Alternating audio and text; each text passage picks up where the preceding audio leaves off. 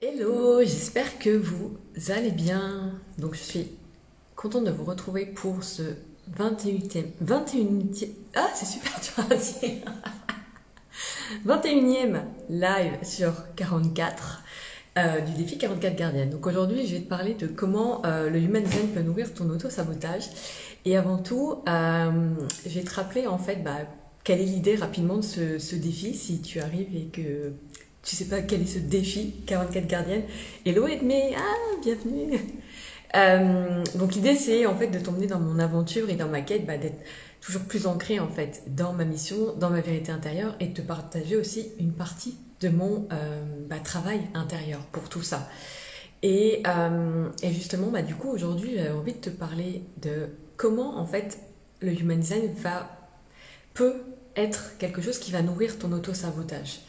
Alors déjà, je vous laisse un petit peu le temps d'arriver, mais avant je vais faire une parenthèse parce que j'avais vu une fois, j'avais lu quelque part que l'auto-sabotage n'existait pas, que c'était culpabilisant, etc. Donc je vais faire une parenthèse par rapport à l'auto-sabotage. Pour moi, c'est juste un mécanisme.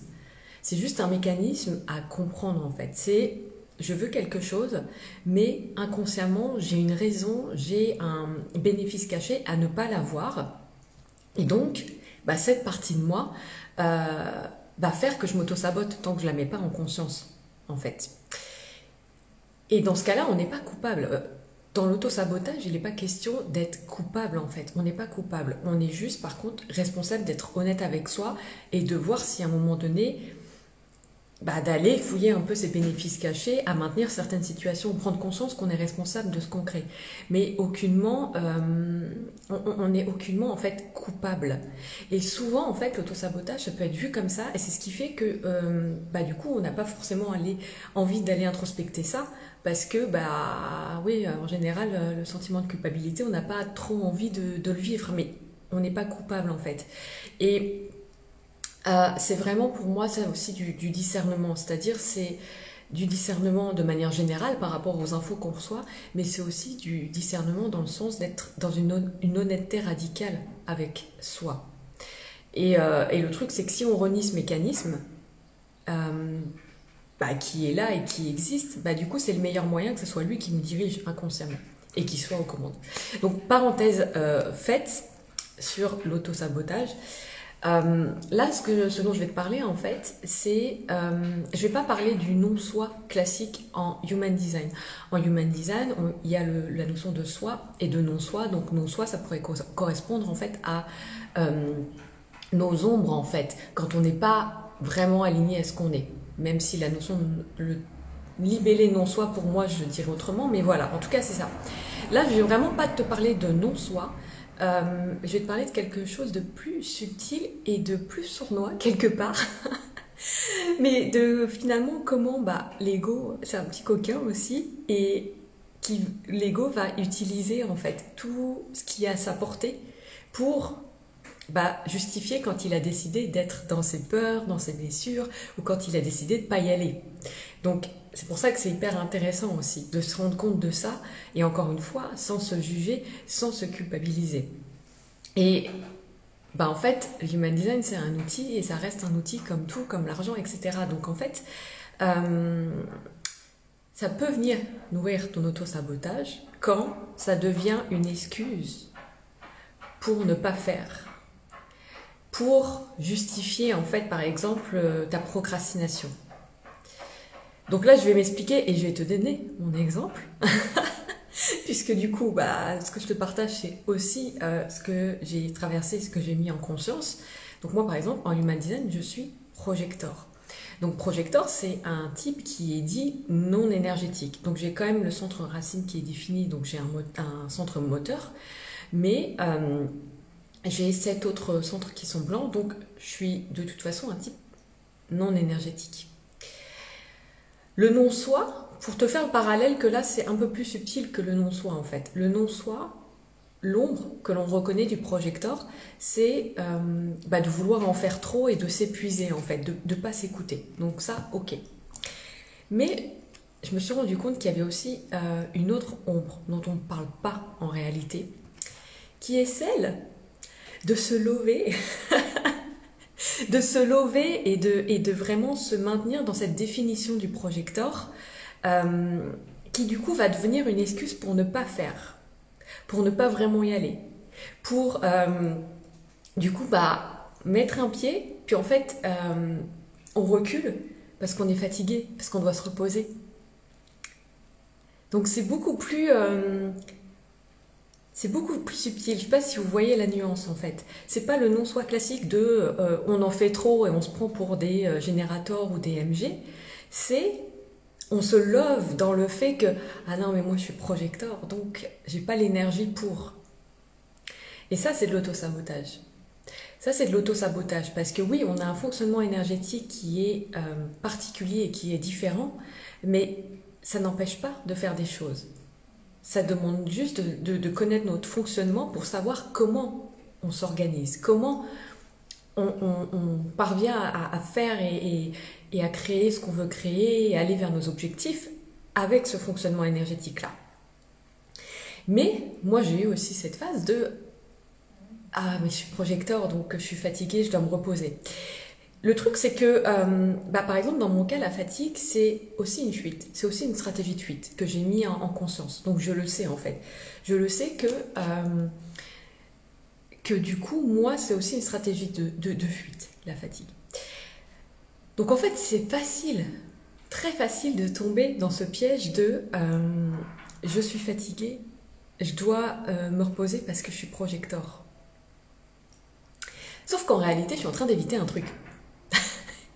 Parfois, ça va être vrai, c'est-à-dire que parfois, il y a un besoin, bien sûr, de repos qui est là, mais si je suis mon type et si je suis alignée avec mon fonctionnement énergétique, donc je sais, en fait, on va dire, la charge de faire que je suis capable, justement, de tenir, ça veut dire que je suis aussi capable de savoir quand là, je suis en train de me la raconter, de me raconter des histoires. Là, mon ego, il est en train de s'agripper à ça pour dire « Ah non, mais là, j'ai pas trop envie d'y aller. Ah non, mais regarde, je suis fatiguée. » Il noie le poisson comme ça.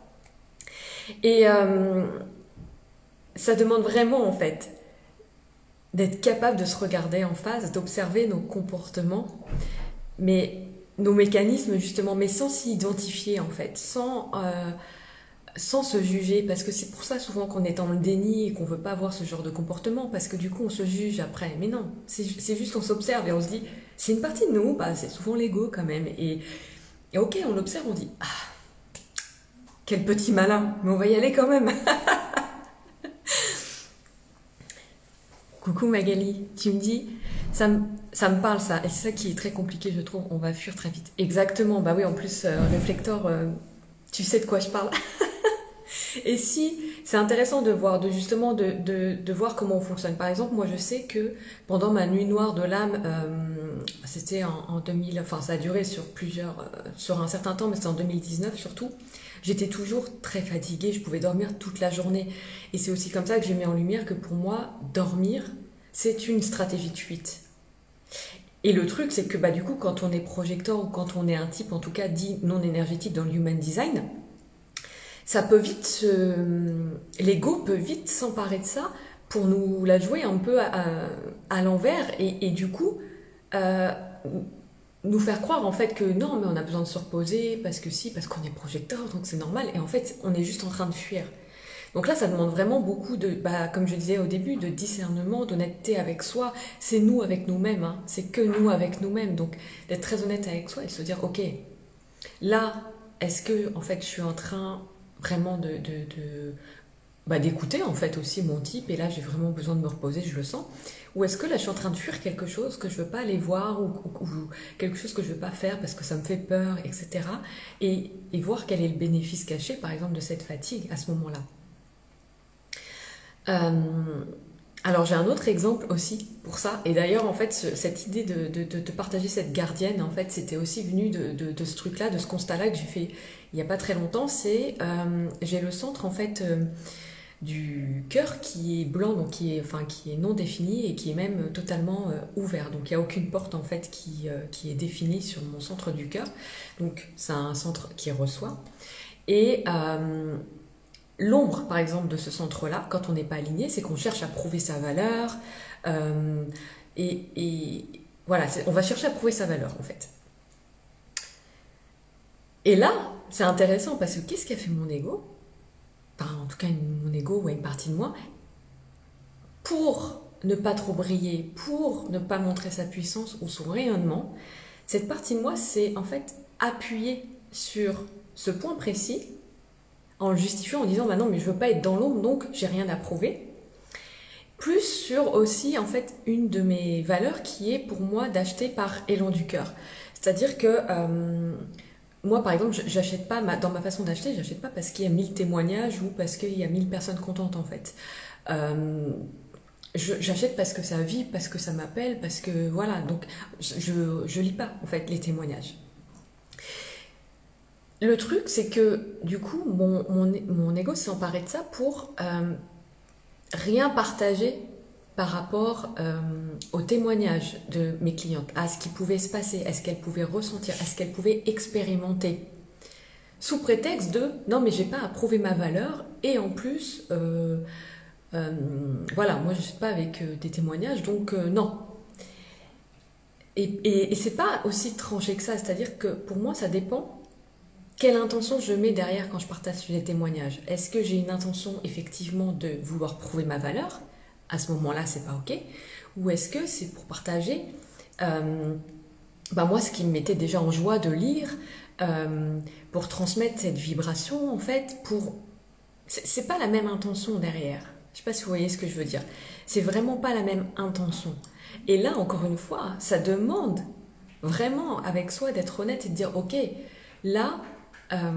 Pourquoi je veux partager ces témoignages? Est-ce que je cherche à prouver absolument que mon truc c'est génial, je cherche à prouver ma valeur? Ou est-ce que c'est juste parce que, waouh, ces témoignages, ils m'ouvrent le cœur et j'ai envie de partager cette ouverture du cœur? Et c'est ce que j'ai eu récemment en relisant les témoignages, je me suis dit, mais pourquoi je les partage pas alors que ça ouvre en fait, ça m'expanse, ça ouvre le cœur. Et c'est là que je me suis rendu compte que j'étais tombée dans une ombre qui en fait n'existe même pas, c'est-à-dire que l'ego m'a manipulée quelque part pour retourner ça, parce qu'il avait un bénéfice caché. Le bénéfice caché, c'était quoi? C'était de pas trop se montrer, de pas trop briller, de pas trop montrer tout ça. Donc c'est beaucoup plus subtil en fait. Et par exemple avec ce centre aussi ce centre du cœur, ce centre de l'ego qui est blanc, on peut aussi par exemple se dire, parce que c'est le centre de la motivation et de la volonté. Donc aussi, on peut aussi se dire, je peux pas tenir mes projets sur la durée, ou c'est normal en fait si je le fais pas parce que j'ai pas la volonté, j'ai pas la motivation. Et en fait, oui, mais du coup, est-ce que cette croyance, elle n'est pas en train de me limiter? Est-ce que c'est pas en train de nourrir en fait une partie de moi qui a un bénéfice caché à ne pas y aller, à ne pas s'engager, à ne pas faire ce qui m'appelle? Vous voyez la nuance? C'est vraiment, oui, certes, avec un type non énergétique ou avec certains centres qui sont blancs. Oui, il va y avoir des choses que... C'est pas que je n'ai pas, c'est que c'est moins constant en fait, c'est moins présent. C'est quand même là. Mais du coup, est-ce que je suis en train d'en faire une limite? Ou en tout cas une excuse pour ne pas y aller? Et c'est vraiment ça qui est intéressant d'aller voir. C'est-à-dire que c'est bien au-delà du non-soi classique du human design. C'est beaucoup plus en fait subtil. C'est que c'est dans même comment le mécanisme, en fait, mais je trouve ça hyper intéressant, hein, c'est fascinant ceci dit, mais le mécanisme par lequel on se la raconte à soi et que finalement on retourne quelque chose pour en faire une nouvelle excuse. Et moi je dis souvent en fait le human design et les Gene Keys, c'est pour moi des outils de compréhension de soi, de connexion à son plus haut potentiel, c'est des outils d'empuissancement. Dès lors où ça devient une limite, il y a un hic. Ça ferait un bon titre, ça. Mais ouais, c'est ça, c'est dès lors où... Et c'est vrai avec n'importe quel outil, hein, en réalité. Ça marche aussi très bien avec l'astro ou avec d'autres outils. Dès lors où le Human Design ou les Gene Keys, tu sens que ça devient, que tu es en train de te créer une excuse avec ça pour te limiter, bah, c'est qu'il y a un truc qui est pas ok. Parce qu'en fait, ça doit vraiment t'élever, t'empuissancer. Jamais te dire, tu ne peux pas faire ça parce que. Et bah d'ailleurs, en fait, des indicateurs pour voir si tu es en train de t'auto-saboter. C'est ça, tu t'entends dire, par exemple, bah je ne peux pas faire ça ou je ne peux pas à cause de mon human design et de mes Jenkins, à cause de mon type, à cause de ma stratégie, à cause de... Là, tu peux être sûr, si tu t'entends dire ça, dire il y a peut-être un truc à... Quel est le bénéfice caché en fait de me raconter ça? En retournant comme ça, tu vas voir en fait qu'est-ce qui est en train de se jouer. Ou ça peut être aussi un autre indicateur, c'est si tu te dis c'est normal si je ne fais pas ça, ou en fait c'est normal si je fais ça, ou si je ne fais pas ça, parce que c'est dans mon HD. Oui et non en fait, c'est-à-dire que c'est aussi potentiellement ce qu'on a à transcender. Comme je le disais tout à l'heure, en tant que type non énergétique, bien sûr qu'on a conscience qu'on a un fonctionnement énergétique qui est particulier et auquel on doit s'adapter. Donc il y a des choses qu'on ne va pas faire comme un MG. Par contre, ce n'est pas une limite. Et c'est vraiment ça, c'est dès lors où tu te dis « je ne peux pas faire ça parce que mon human design », alerte rouge, drapeau rouge drapeau rouge. C'est vraiment deux indicateurs en fait, enfin, les phrases comme ça, c'est vraiment des indicateurs que tu es en train de t'auto-saboter en te justifiant par ton human design. Et c'est hyper important d'en avoir en fait conscience. Magali, tu me dis, c'est vrai, on peut très vite tomber dans le racontage d'histoires qu'on se crée. C'est un vrai sujet très intéressant, avec plaisir. Oui. Mais en fait, c'est ça qui est fascinant, c'est de voir à quel point on est tout le temps en train de... Enfin, tout le temps, notre ego en tout cas, est tout le temps en train de récupérer... Bah, en plus, c'est un peu la limite des outils de connaissance de soi. Mais c'est pas un outil, comme je disais au départ, qui est le problème. C'est ce qu'on en fait, c'est comment après on se raconte avec. Et effectivement, il faut avoir conscience qu'il y a notre ego qui va prendre tout ce qu'il peut pour créer de nouvelles excuses s'il y a un truc qu'il veut faire et qu'il ne peut pas y aller en fait.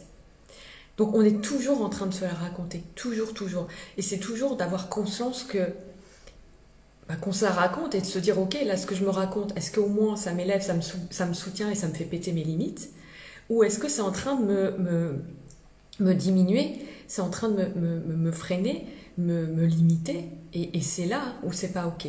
Parce que c'est pas la vocation de ces outils en fait, pas du tout. C'est juste de mieux se comprendre, de comprendre comment on fonctionne, mais pour pouvoir justement jouer avec ça et faire exploser ces limites-là. C'est-à-dire que se connaître et connaître comment on fonctionne énergétiquement, ça nous permet de jouer avec pour du coup être solide, savoir comment avancer vers ce qu'on veut.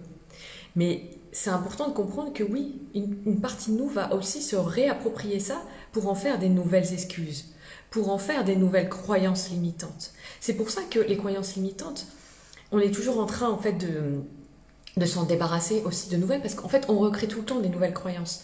Donc ce qui est important, c'est de voir si on crée de nouvelles croyances qui sont soutenantes ou pas. Et les croyances limitantes, elles existent partout, y compris avec le human design, y compris dans le monde spirituel. Partout en fait, on recrée tout le temps des nouvelles croyances. Est-ce qu'elles sont limitantes ou est-ce qu'elles sont... est-ce qu'elles m'élèvent? J'allais dire élévantes, ça veut rien dire, mais l'idée est là. Et c'est hyper important en fait. C'est hyper important de voir effectivement, de comprendre, ok, je fonctionne comme ça, ou j'ai tel potentiel, j'ai telle ombre, mais est-ce que je suis en train de m'en servir comme une excuse, comme une fuite? Et est-ce que je peux pas donner vie à ce projet ou à ce truc qui m'appelle de manière adaptée à mon énergie, à ce que je suis, à ce que je porte en fait? Parce qu'en plus, on le voit beaucoup, on voit mieux en fait encore, pour moi, je trouve que c'est hyper visible dans les Jenkins, puisque dans les Jenkins, il y a 3 états de conscience, donc l'ombre, le don et le Siddhi. D'ailleurs, moi, le don, en fait, le cadeau de mon soleil, de ma croix d'incarnation, c'est la 13 et c'est le discernement. C'est pour ça que je te parle tout le temps de discernement, et que pour moi, là, ce que je te partage, c'est vraiment, c'est ça, c'est cette ouverture à discerner avec soi-même quand on est en train de se raconter quelque chose qui n'est pas ok.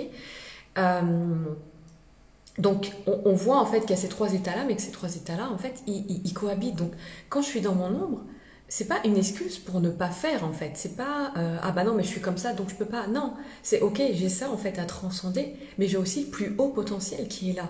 Donc je suis capable en fait d'être aussi dans le plus haut potentiel. Je suis pas obligée de me la raconter en me disant bah non mais moi je suis comme ça donc je ne peux pas.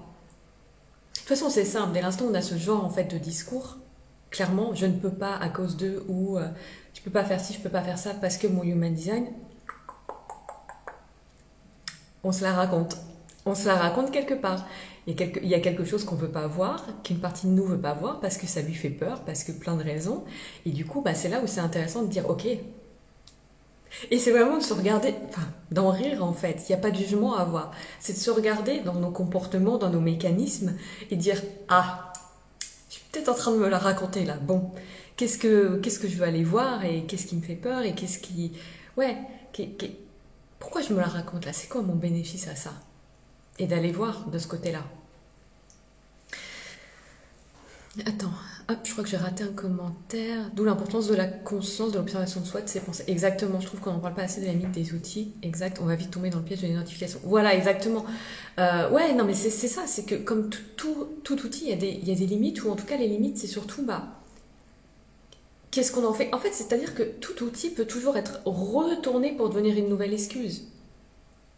Comme la spiritualité, certains aspects de la spiritualité peuvent être retournés pour être une nouvelle excuse pour en fait être dans une fuite. Bah, d'ailleurs, la fuite spirituelle, on en parle quand même, c'est quelque chose qui est réel.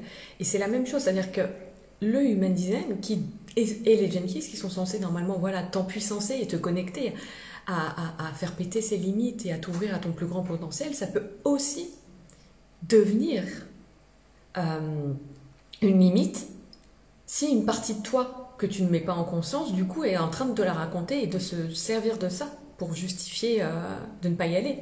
Donc comme moi, je te disais par exemple avec mon type projecteur qui est non énergétique, c'est très facile en fait de commencer à se lever là-dedans et de se dire « Ah non, mais j'ai pas l'énergie pour faire ça, donc... » Non, c'est plutôt de retourner le truc. Je veux faire ça. Quelle est la meilleure façon pour moi de le faire ? En fonction de mon type énergétique, de mon fonctionnement, de la façon dont je sais que je fonctionne. Mais pas, je ne peux pas faire parce que. Et ça, c'est vraiment important parce que sinon, effectivement, des outils qui sont géniaux pour connecter à qui on est, à notre essence et être vraiment dans le déploiement de soi, peuvent devenir des nouvelles limites s'ils viennent nourrir cette partie de nous qui ne veut pas y aller, cette partie de nous qui est dans l'auto-sabotage en fait. Et l'outil, lui, reste, comme on dit, l'argent c'est un outil, mais c'est pareil, c'est vrai, l'outil reste neutre en fait. Il t'apporte une connaissance de toi, il t'apporte des choses, mais ce qu'on en fait ensuite, c'est nous. Et bien sûr qu'on peut se servir de notre design pour trouver une nouvelle excuse et pas y aller, hein. Clairement, parce que c'est pas une baguette magique, parce qu'après c'est à nous de mettre aussi, se faire ce travail d'introspection, de conscience et de se dire, avec honnêteté avec soi, de se dire, je suis en train de me la raconter là, je suis en train de me servir de ça pour pas y aller, parce qu'en fait, peut-être que j'ai peur d'un truc, ou peut-être qu'il y a une loyauté, une croyance, quelque chose qui me retient et qui fait que j'y vais pas. Mais mon ego en apparence, il prend cette excuse-là qui me semble louable, en plus. Parce que moi, par exemple, quand je te donnais l'exemple avec... le non-partage de témoignages, pour moi c'était très louable, c'était en fonction de mes valeurs, et puis de toute façon j'ai rien à prouver parce que mon centre du cœur il est blanc, il est complètement ouvert, donc ça me semblait louable. Ouais, c'est quand même mon ego qui me l'a raconté un peu.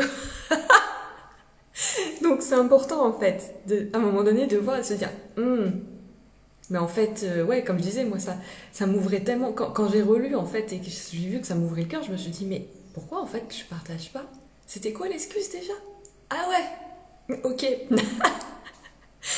Donc voilà, en fait ce que j'avais envie de vous partager en fait aujourd'hui, parce qu'effectivement ça me semble important aussi d'avoir cette compréhension-là et d'avoir cette conscience-là que